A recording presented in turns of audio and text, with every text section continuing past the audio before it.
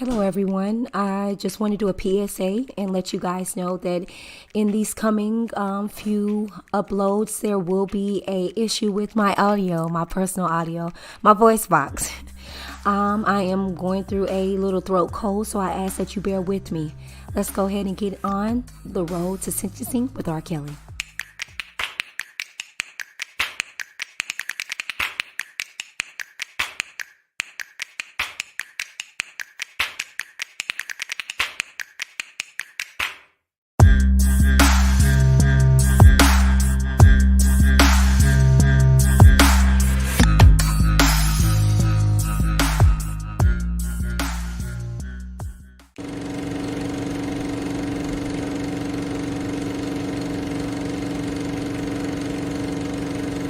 R. Kelly's long-awaited racketeering and sex trafficking trial began today at a federal court in Brooklyn. The 54-year-old singer is charged with several crimes, including bribery, forced labor, kidnapping, racketeering for purposes of sexual exploitation of a child, and sex trafficking across state lines. In their opening statements, prosecutors called Kelly a predator and told jurors he was, quote, used his fame, his popularity, and a network of people at his disposal to target, groom, and exploit young girls, boys, and women for his own sexual gratification. But the singer's defense attorneys painted the alleged victims as spiteful and resentful fans. They told the jury of 7 men and 5 women that some of these relationships were beautiful and that the accusers, quote, knew exactly what they were getting into and are now Monday morning quarterbacking. Jurors heard from one of his accusers today, who testified that R. Kelly told her to continue to lie about her age when she finally admitted to him that she was not 19 but just 16 years old.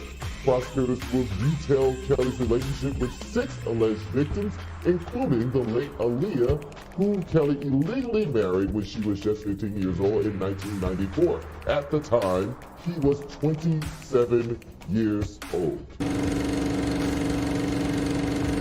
Day 2, August 19th, 2021. The day began with continued direct examination of alleged victim Jerhonda Pace. She reiterated Kelly recorded their sexual intercourse, sometimes asking her to dress as a Girl Scout in pigtails.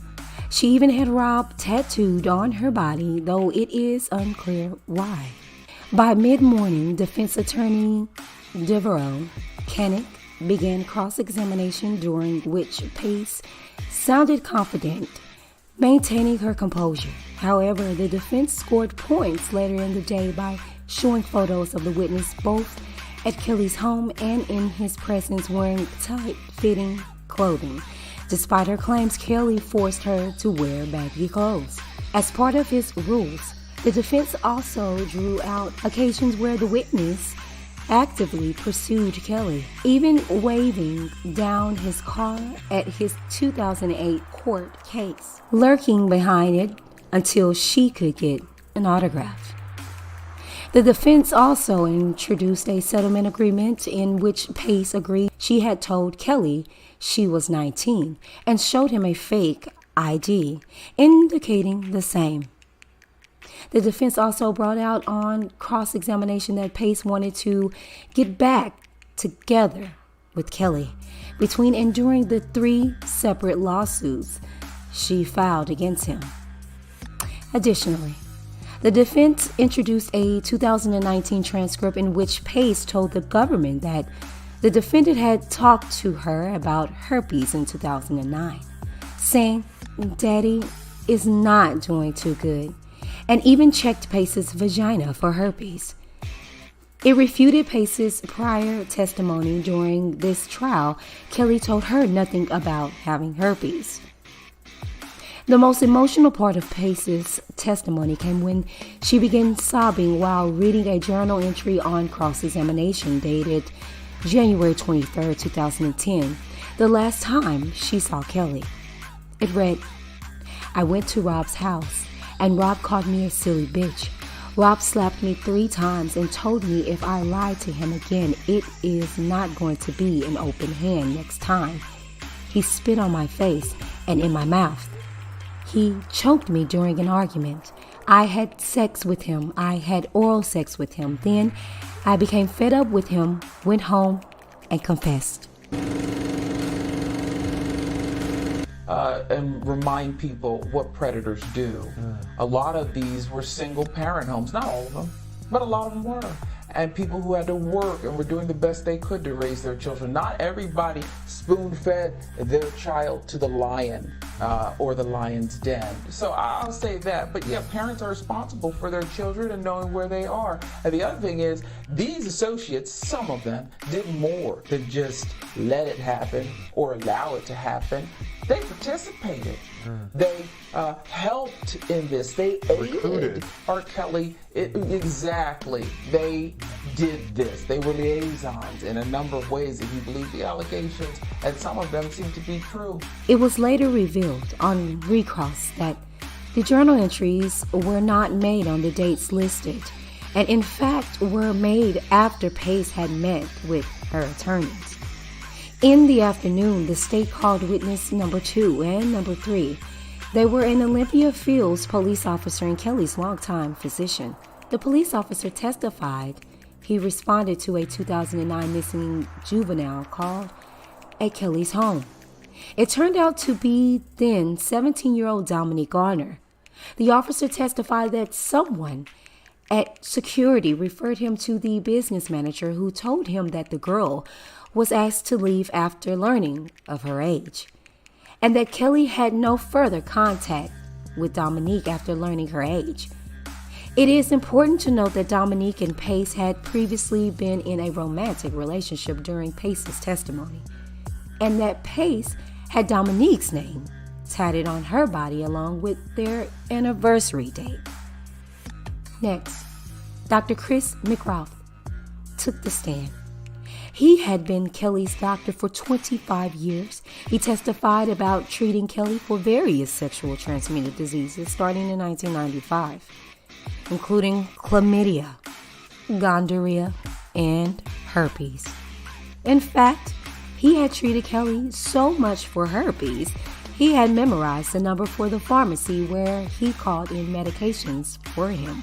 But, notably, he believed he had not treated Kelly for herpes until 2011, though he did treat him for other STDs earlier. This is noteworthy because Jerhonda Pace claims that she contracted herpes from Kelly during their 2009-2010 sexual contact. At end of day, court dismissed alternate jury number 3. Her job would not pay income or benefits if she had continued to serve on the jury. Jury panel is 12 jurors with 5 alternates. Outside the presence of the jury, prosecutors informed the court about one of Kelly's defense attorneys, Thomas Fornella, tweeting from the courtroom violating one of the judge's rules, Local Rule 23.1. At this point, the public has only heard one side of the story in this case, and that is about to change in the coming weeks. We look forward to the truth and the facts coming to light as the defense will continue to vigorously defend Mr. Kelly. Thomas A. Fornella, August 17th, 2021. Judge asked Fornella, "Didn't I tell you not to speak to media?" Fornella says he didn't know it would violate the rule and wouldn't do it again. Now, unlike the other 3 members of Kelly's defense team, Thomas Fornella is not newly hired. While it wasn't until Kelly's former counsel, Steve Greenberg, withdrew that Fornella became more publicly visible.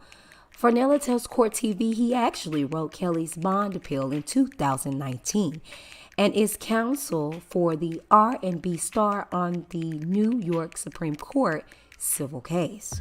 Direct examination went a little like this. Testified that Kelly recorded sexual intercourse. Says Kelly requests she dress as a Girl Scout in pigtails during intercourse at times. Arranged visits with Kelly through phone, including on the phone shown. Went through all records showing calls and messages between witness and defendant.